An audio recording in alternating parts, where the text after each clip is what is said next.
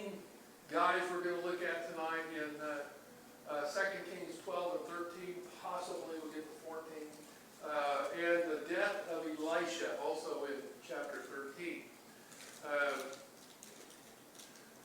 As you may recall from last week, this is kind of a picture that helps remind you of what happened last week. We had Joash.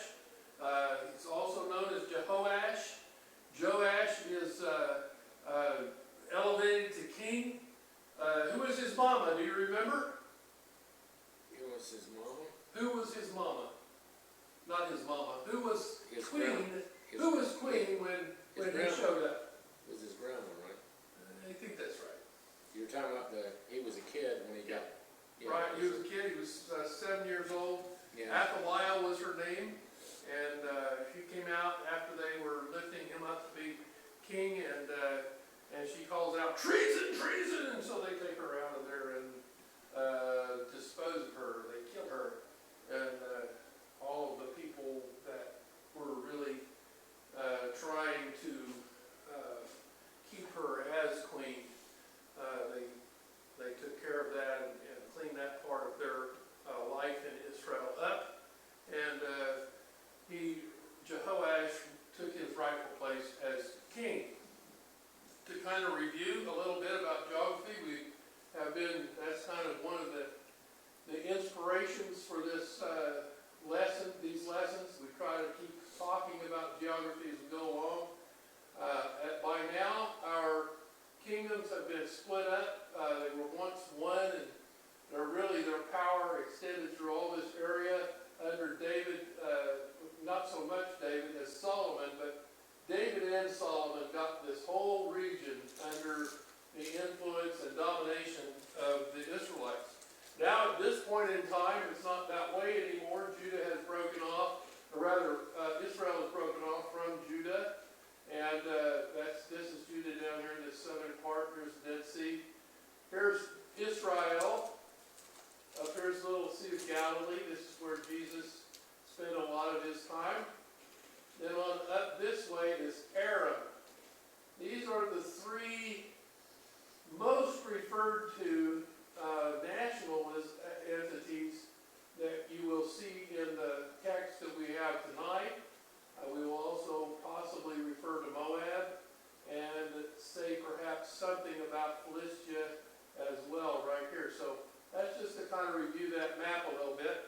I already stated to three of us who are here that you may want to compare 2 Chronicles 24 through 26 with the material we covered tonight. If you don't know about your Old Testament in this regard, a great deal of the Chronicle material, 1st and 2nd Chronicles, is also in 1st and 2nd Kings. So they share information, kind of like Matthew, Mark, and Luke do. You may want to compare 2 Chronicles 24 through 26 with the material we covered tonight. But here we are starting with 2 Kings 12. In the 7th year of Jehu, Jehoash became king. And he reigned 40 years in Jerusalem, and his mother's name was Zibiah of Beersheba. Beersheba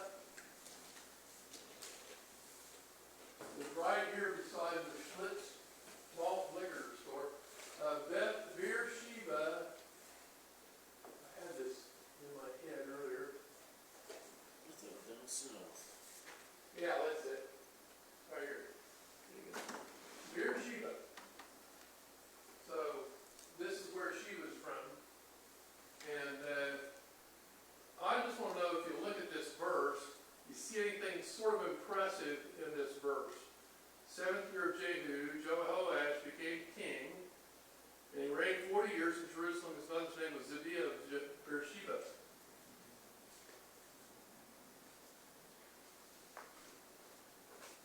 "40 years? Long time. Long kingship.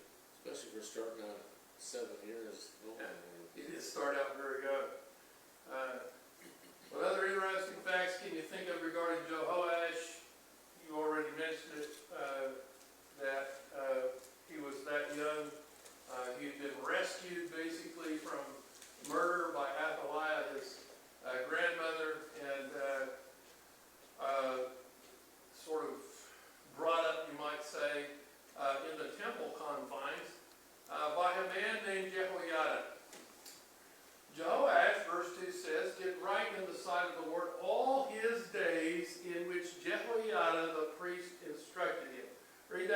verse carefully. Jehoash did right in the sight of the Lord all his days in which Jehoiada the priest instructed him. Here's the question. Is there a limitation you might pick up on in the foregoing verse? Sounds like he, something happened to Jehoiada. Yeah. Yeah, you want to watch for that. What happens when Jehoiada dies? That's the question.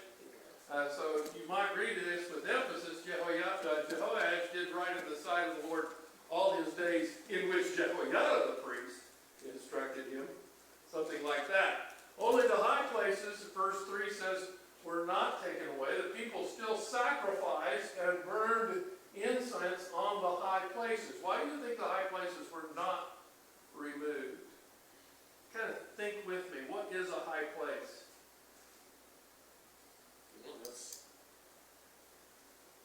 It's certainly not by the creek. it's not the temple. No, it's not the temple. I think that's the most important thing, is it's not the temple. I think that is probably one of the key things to recognize here, that the high places were not the agreed on place where you were to sacrifice and burn incense. The agreed on place, the place everybody was understanding you're supposed to do this, was in the temple. I don't know why they were not removed entirely, but I think this way about it.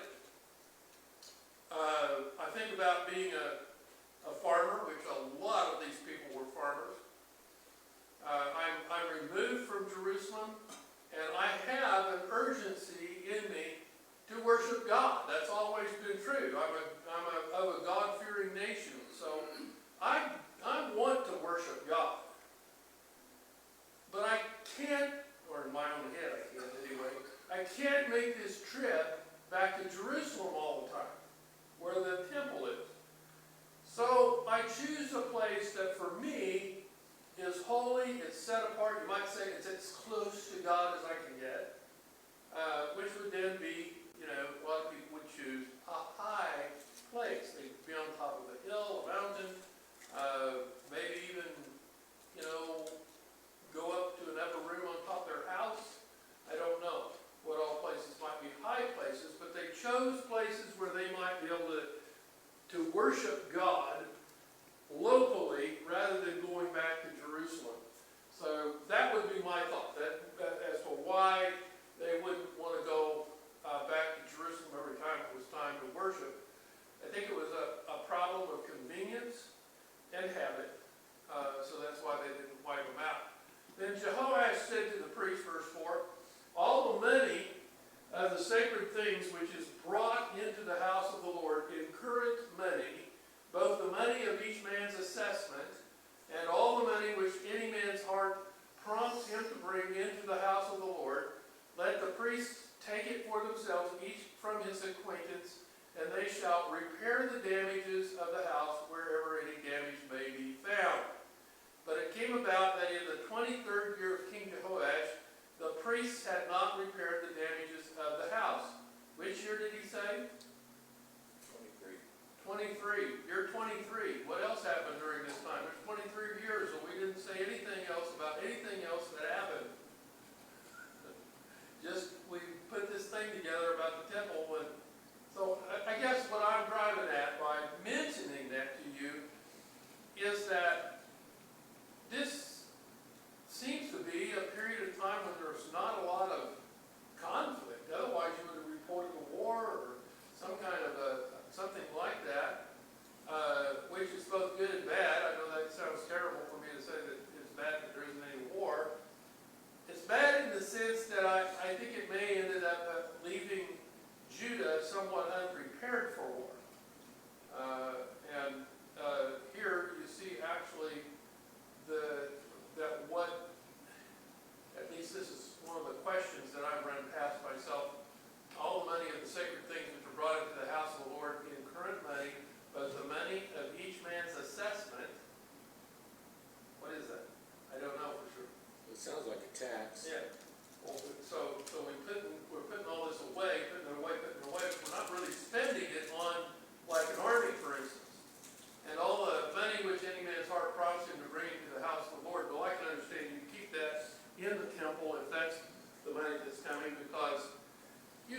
something like take care of the temple out of that money.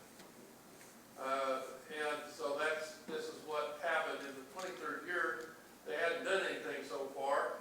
This is what was said, verse 7. Then King Jehoash called for Jehoiada the priest, that's the guy that's brought him up, and the other priests, and said to them, why do you not repair the damages of the house? Now therefore take no more money from your acquaintances, but pay for the damages of the house. So the priests agreed that they would take no more money from the people, nor repair the damages of the house. Yeah, we'll stop taking their money, but we're not going to fix anything either. What a lovely idea. But Jehoiada the priest took a chest and bored a hole in its lid and put it beside the altar on the right side as one comes into the house of the Lord.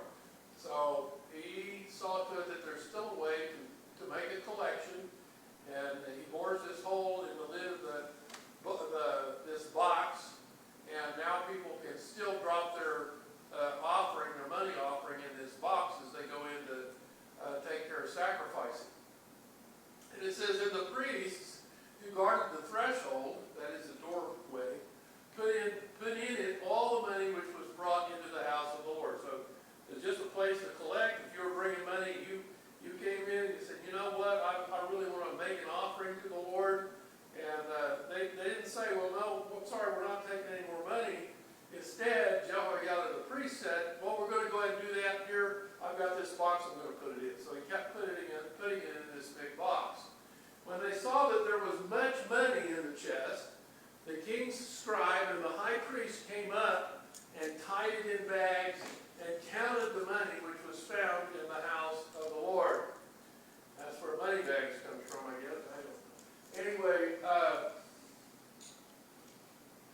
this is a picture basically of them counting it up and so forth, taking inventory. They gave the money which was weighed out into the hands of those who did the work, who had the oversight of the house of the Lord, and they paid it out to the carpenters and the builders who worked on the house of the Lord. So they went ahead and got busy with repairing the house, and to the masons and the stone cutters, and for buying timber and hewn stone to repair the damages to the house of the Lord, and for all that was laid out for the house to repair it.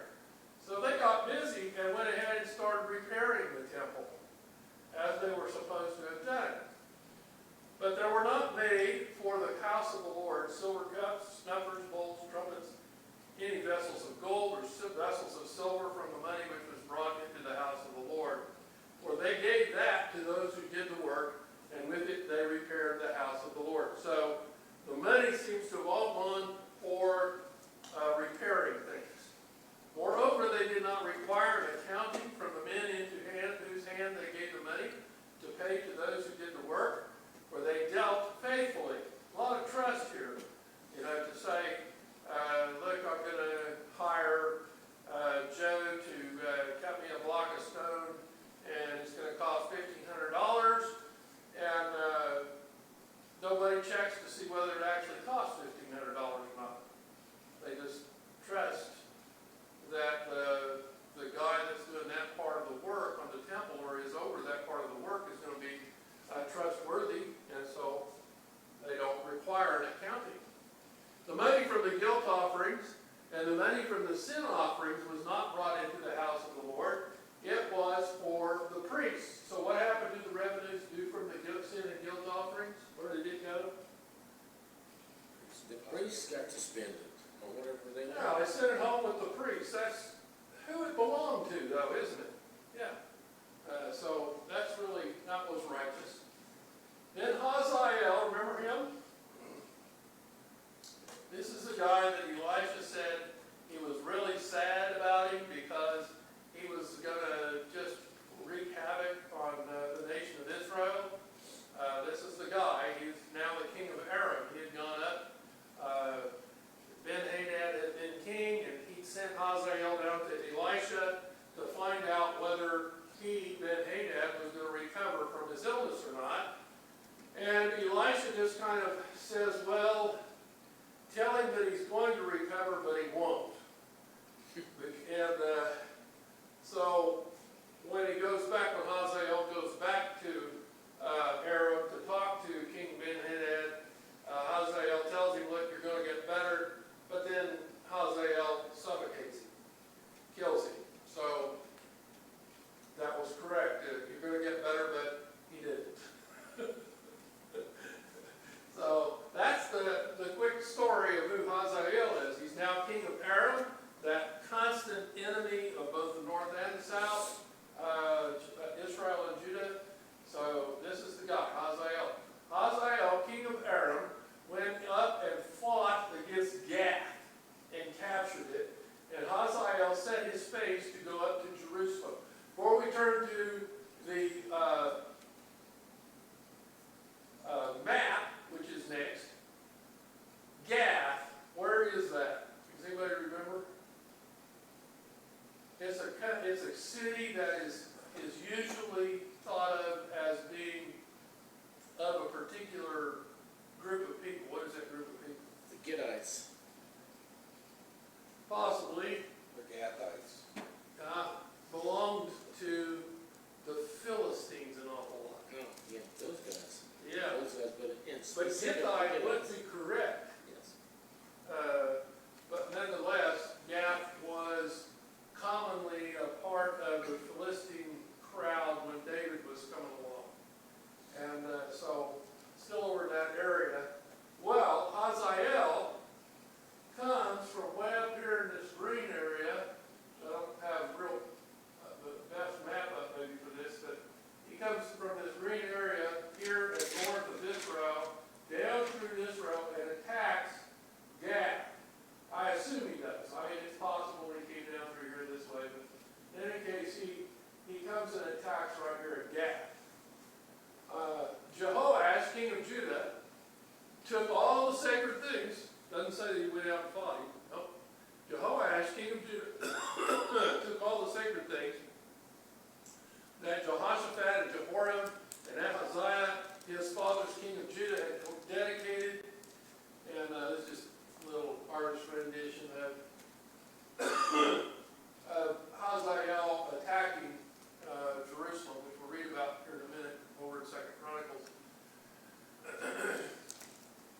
And his own sacred things. So this is Jehoash, Joash. He's gathering all these things up, and his own sacred things, and all the gold that was found among the treasuries of the house of the Lord and of the king's house, and sent them to Hazael, king of Aram. So he takes all the valuable things, and then sounds like he kind of paws through that box and finds everything that's gold in there, and takes it and gives it to Hazael, king of Aram, who's out there attacking them. And then he went away, and then Hazael goes away from Jerusalem. So he kind of pays him off, get out of here, here's some money, we don't want to see you anymore, he agrees and leaves. Now the rest of the acts of Joash, and all that he did, are they not written in the book of the Chronicles of the kings of Judah?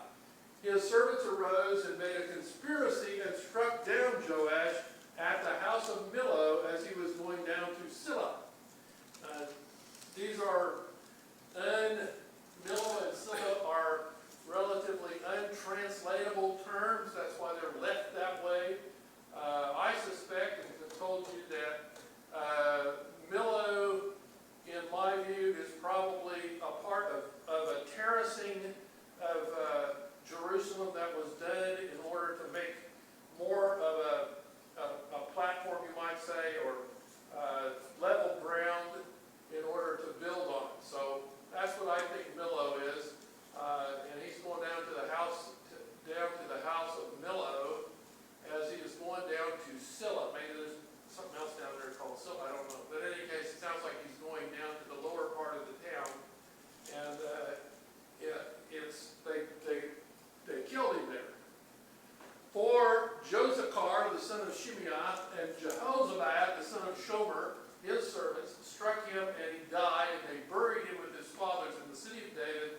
And Amaziah, his son, became king in his place. Now, 2 Chronicles 24 should be compared here to get more light on Joas. You didn't write the whole word there, Mike.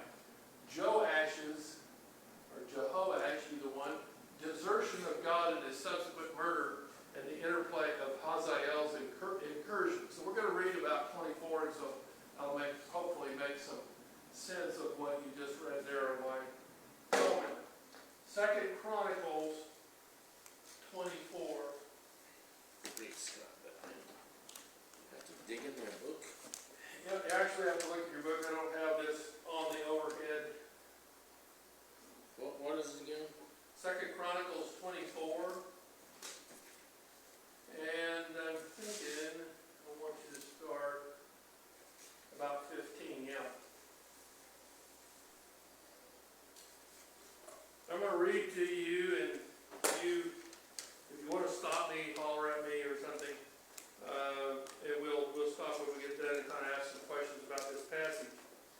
Now, Jehoiada, remember him? He's the priest who raised Joash. Now, when Jehoiada reached a ripe old age, he died and was 130 years old at his death.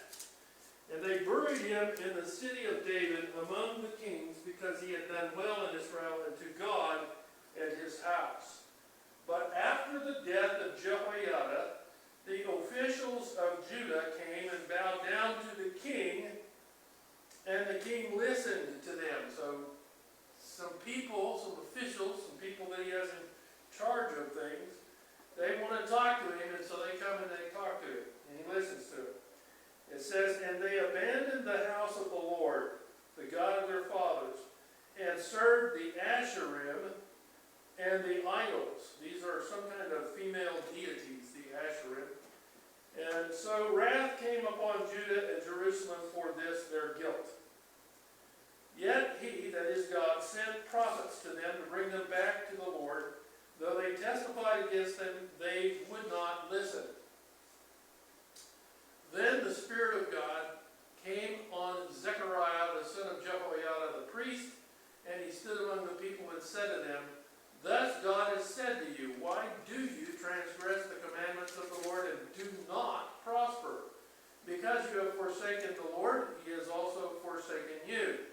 So Zechariah, son of Jehoiada, who could easily be, 90 or 100 years old now. Maybe younger, but I'd have a hard time thinking he's younger than, say, 70. He comes to Jehoash, who's, I don't know, maybe pushing 35, maybe 40, I don't know. And talks to him and says, look, man, things are going bad here in our country, and it's because you've left God. And so, this is what happened next. Verse 21, so they conspired against him, that is, against Zechariah. And at the command of the king, they stoned him to death in the court of the house of the Lord. Not enough to stone a guy, a prophet, to death, but you have to do it in God's house? Really? Thus Joash, the king, did not remember the kindness which his father, Zechariah's father, Jehoiada, had shown him, but he murdered his son. And as he died, he said, May the Lord see and avenge. My translation says, but gives a note.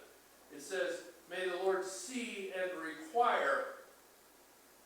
So, may the Lord require my blood of you yet, is what Zechariah says as he dies in regard to Jehoash. So this Joash, a lot of times you learn about Joash and you think, oh, he's a good king, this little guy comes up about 7 years old, and he wants to do things God's way. Yeah, until his teacher dies. And then once his teacher, this kind of authority figure in his life, dies, then he gives it up and says, you know what, it's whatever, somebody else is going to be telling me how to live now. My officials are telling me how to live. So, hey, we're going to let the Asherim in. We're going to drop this issue with the house of the Lord. It's not that important anymore. And anybody that opposes us, off with his head. Well, they stoned him. They didn't take him. Okay, verse 23. Same chapter, same book, 2 Chronicles 24, verse 23. Now it came about at the turn of the year that the army of the Syrians, that you may read here, the Arameans and Hazael, the army of the Syrians came up against him, and they came to Judah and Jerusalem, destroyed all the officials of the people from among the people, and sent all their spoil to the king of Damascus. Indeed, the army of the Syrians came with a small number of men, yet the Lord delivered a very great army into their hands, because they had forsaken the Lord, the God of their fathers. So apparently they're not very well trained. I would read that, but in addition, I would have to say that the army was of size, because it's called a very large army here. It says, thus they executed judgment on Joash. And when they had departed from him, for they left him very sick, his own servants conspired against him because of the blood of the son of Jehoiada the priest, and murdered him on his bed. So he died, and they buried him in the city of David, but they did not bury him in the tombs of the kings. Now these are those who conspired against him, Zabad, son of Shimeath the Ammonitess, and Jehozabad, the son of Shimrith, the Moabitess. And here, in this particular version, or I should say version of the story, it's not a different version of the Bible, it's a version of the story that the Second Chronicle writer has. He is at pains to tell you, well, this Zabad guy, he's from the Ammonites, and this Jehozabad guy, he's from the Moabites. So enemies, really, who have become part of the people of Jerusalem. Verse 27, and as to his sons and many oracles against him, and the rebuilding of the house of God, behold, they are written in the treatise of the book of the Kings, when Amaziah his son became king in his place. So then Amaziah became king. So there's a more detailed explanation of how things wrapped up for Joash. It's fascinating to me to read that and realize that your writer in 2 Kings did not care to tell you all that stuff. Or maybe he didn't know. I'm not sure. But in any case, you don't learn of it from 2 Kings. So it's a good idea when you're reading the Kings to kind of consult the Chronicles and try to come up with a version of the story that in your head that you kind of know the history of the two of them melded together. 2 Kings 13. In the 23rd year of Joash, the son of Ahaziah, king of Judah, Jehoahaz, the son of Jehu, became king over Israel at Samaria, and he reigned 17 years. So this happened, you may remember that the previous chapter in the 23rd year of Joash, he starts making a fuss about, well, you're not taking care of the temple. Well, that same year, in Israel, in the northern part of the country, the kingdom of Israel, Joash, the son of Ahaziah, king of Judah, Jehoahaz, he is the son of Jehu. He becomes king over Israel at Samaria. So he gets made king up there in the north, Jehoahaz. And I have to kind of keep all these people separate and in your head. It's not easy because in a little bit we're going to have Joash of the north. Okay, but right now we got Jehoahaz of the north. He did evil in the sight of the Lord and followed the sins of Jeroboam the son of Nebat, with which he made Israel sin. He did not turn from them. So Jehoahaz, he basically follows suit with so many of the kings of the north. Because starting with Jeroboam, when Jeroboam became king, he set up these two calves either side of the Jordan River so that people didn't have to go down to Jerusalem to get their religion done. They could just stay up there. And he discounted basically the people of Levi and said, you Levites don't have a place in the priesthood so far as these calves are concerned. We're just taking all comers. Anybody who wants to be a priest, they can do that. Well, that's what Jeroboam set up. And now Jehoahaz, generations later, is doing the same thing. So the anger of the Lord was kindled against Israel. This is the northern tribes now. gave them continually into the hand of Hazael, king of Aram, and into the hand of, guess who? Ben-Hadad, the son of Hazael. Playing with your mind here a little bit. It'd be nice if you had a different name for the son of Hazael, because you've already heard of Ben-Hadad, right? Ben-Hadad was the son of Hazael, what our scripture tells us. Was Ben-Hadad not the name of the guy Hazael had killed in order to take power? It was. So Hazael, it's fascinating to me, kills a guy named Ben-Hadad to take his power from him, and then he names his son Ben-Hadad. Very strange. Maybe it was to throw off suspicion. I don't know why. Or maybe There might be other reasons as well, you know. Sometimes people say things like, well, you know, they'll come and trying to honor somebody, they'll say, I am your son, you know, that kind of thing. So it's possible that this Ben-Hadad was not Hazael's direct blood, and he's just calling him the son of, but there's no evidence for that in Scripture. It just straight out calls him the son of Hazael. So, there you go. Okay, this is just a reminder of what we're talking about so far as Aram. This is Aram up here, this green country. And they are always at war with Israel and Judah. Then Jehoahaz entreated the favor of the Lord, and the Lord listened to him, for he saw the oppression of Israel and how the king of Aram oppressed him. Did I say that? Yeah, okay. Yeah, so Aram is coming in here. I'm assuming in this area here, it could come down through this way, but it seems to be in other places we read of a lot of incursions through this area right here.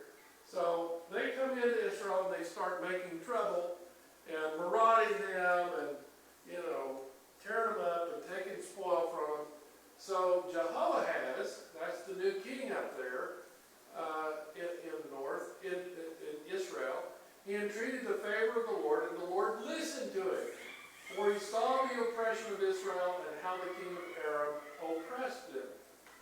Yes, he did as Jeroboam did, and he implored the Lord to deliver his people. You don't ever see any problem with this? Jehoahaz, okay, look, this is the way we're going to do our religion. Hang in there with them Baals, or, go over to the calves and worship them the way you always have. But I've got this big problem with Hazael and his people coming in here and marauding us and taking stuff that's not theirs and giving us trouble. And so, you know what? I'm actually going to go to the Lord. I'm not going to these calves or the Baals or the Asherim. I'm going to go to God himself and get help. makes sense, right? Well, yeah, I mean, it makes sense from a strictly pragmatic sense. That is, I've got to do what works. And after all, if God is God, won't he take care of me if I appeal to him? I'm one of his people. I'm his child. The people of Israel are his children. Surely he will help us. Yeah, but if that's the truth, why do you worship these other gods? There's money in it, that's why. Could be. The Lord gave Israel a deliverer. So this is the fascinating thing to do. And God sees all of this kind of hypocrisy with respect to him, and yet they're calling out to him, and he delivers them. The Lord gave Israel a deliverer so that they escaped from under the hand of the Arameans, and the sons of Israel lived in their tents as formerly. So things went back to being peaceful. Nevertheless, they did not turn away from the sins of the house of Jeroboam, with which he made Israel sin, but walked in them. And the Asherah also remained standing in Samaria. So everybody kept having these little,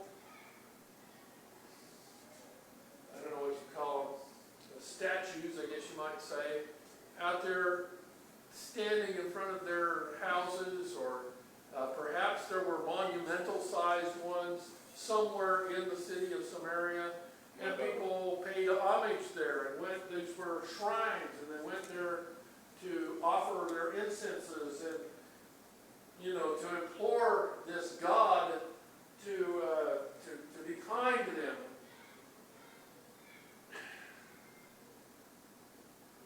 So far as I know, there's no morality attached to these guys. They're always in terms of, well, they don't really care what I do with my life as far as my character is concerned, but they have some kind of power over the reproduction of my house, maybe of me, of my animals in the field. So I'm going to apply myself to them for these things. But there's no, with the Lord, there's the sacrifice of righteousness that's required of you. And so they walk after the Asherah and do as they like, basically. For he left, that is, this is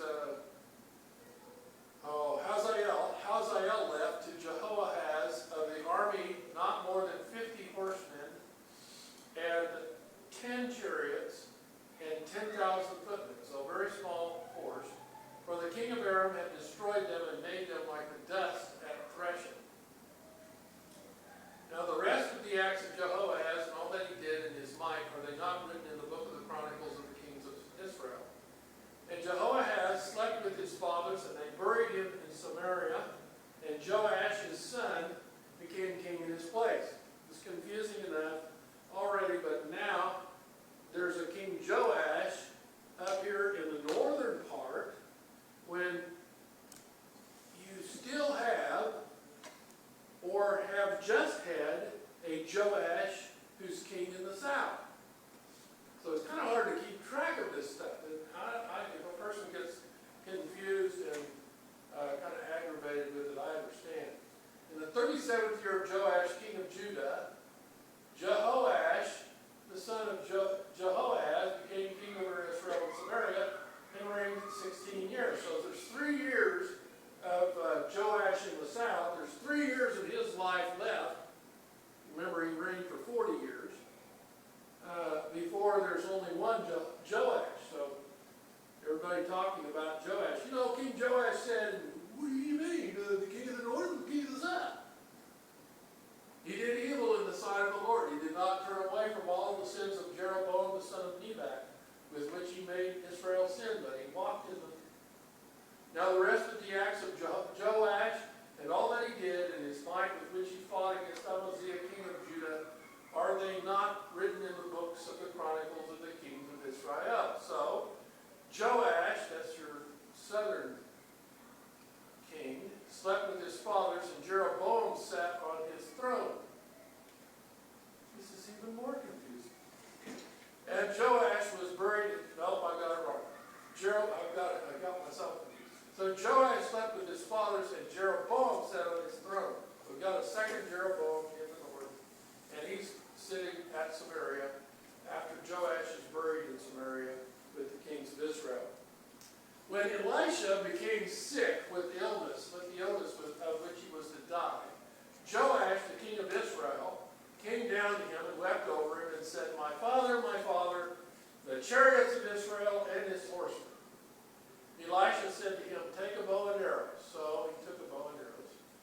Then he said to the king of Israel, put your hand on the bow. Elisha speaking, put your hand on the bow. And he put his hand on it. Then Elisha laid his hand on the king's hand.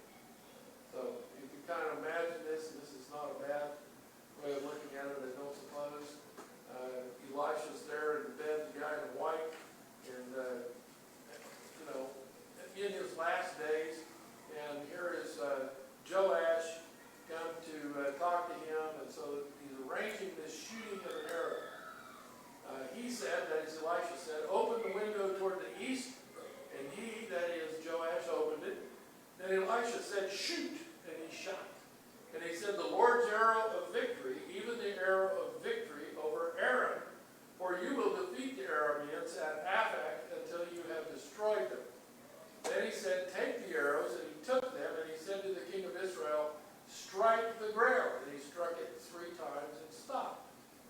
So the man of God was angry with said, you should have struck 5 or 6 times.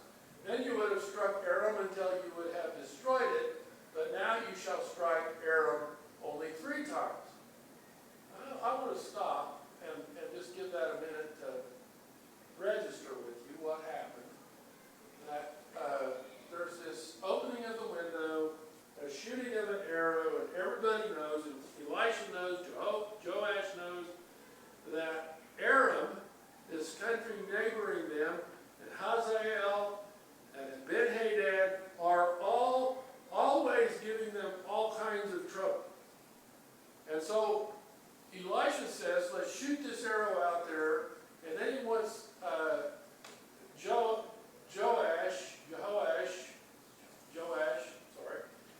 to strike the ground with the remaining arrows. And so he does, but he only strikes the ground 3 times. Elisha's upset with this. He says, you could have done better if you'd have struck 5 or 6 times. You could have destroyed all of Aram if you'd have struck 5 or 6 times. Why would striking the ground 5 or 6 times instead of 3 make any difference at all in a military effort that is yet to be played out? It's kind of a symbolic God thing. Yeah, certainly. What do you make of it?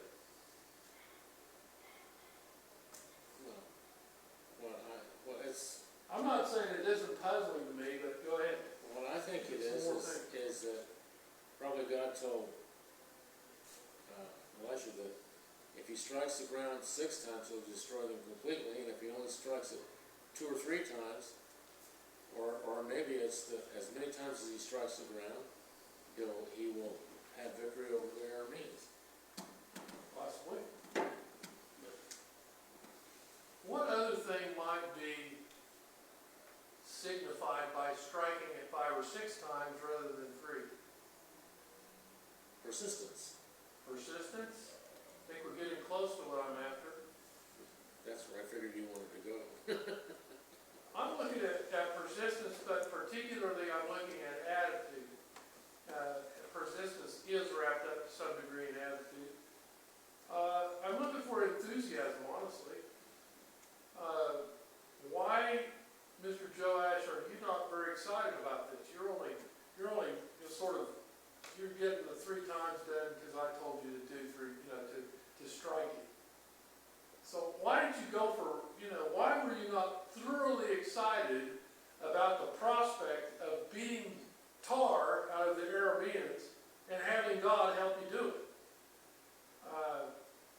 I think it goes to our enthusiasm, our interest in how much we throw ourselves into the fight of being for God. And I think that's partly what's here, is that he was looking for more enthusiasm, more investment, personal investment from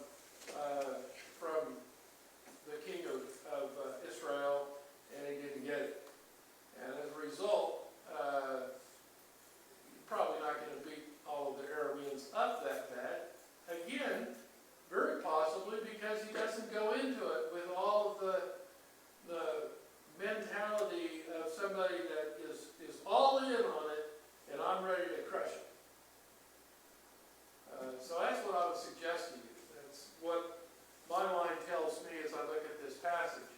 I do say, honestly, that there is some puzzlement in that the rationale for this thought process is not real clear just by reading the text. Yeah, But that's what I would make of it. My question is, if 5 or 6 was good, would 7 or 12 be even better? Yeah, I think anything like that would have shown the same kind of, it would have shown that I'm in this, I'm ready to beat tar out of these people who've done nothing but terrorize our folk for many, many years. I'm ready to take care of them and do away with it. But instead, he's just not, either he doesn't believe, I suppose that's a possibility, but